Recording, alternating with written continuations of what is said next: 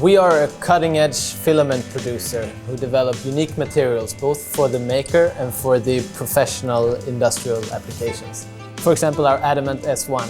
It's one of the toughest materials in the market.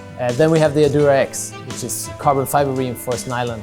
Then we have the Textura, PLA-based for architects, which is completely unique in the way you get the matte surface finish. Yeah, that's just a sample of the unique materials we've developed so far. Almost all of our materials can be used in any kind of 3D printer, and that's really what we're focusing on. That's why we're testing on so many different printers. Well, in very simple terms, what we do in the production when producing filaments are that we are reshaping the polymer granules into a filament, basically. It starts with the raw material, which in this case is PLA. This is firstly dried in 6 to 8 hours. It's then transferred into the extruder, where we add our additives and our pigments. It's then melted and extruded out of the extruded die, which controls the diameter of the filament. The next step is that it is cooled down in a heated water bath to around 50 degrees Celsius. Next step is a cold water tank, which fully solidifies the filament. Yeah, so step one in making a good filament is choosing the best raw materials. And we have collaborations with some of the biggest chemical companies in the world who we act as a 3D printing partner to. That's where we put a lot of effort in material selection, because without that you can never get a good filament.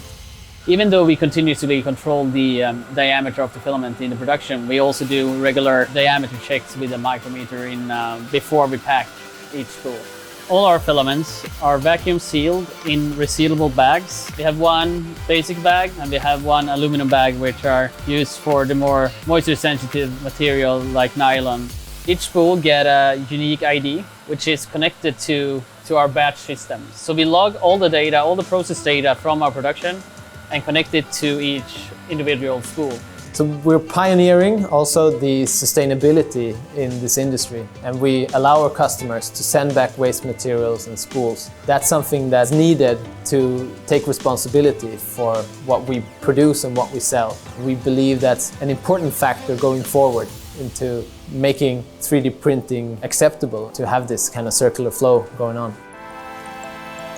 You should use Addnorth because we have a range of unique products, and we're also involving ourselves in a lot of R&D projects just to push the boundaries of 3D printing to the next level with new, improved materials.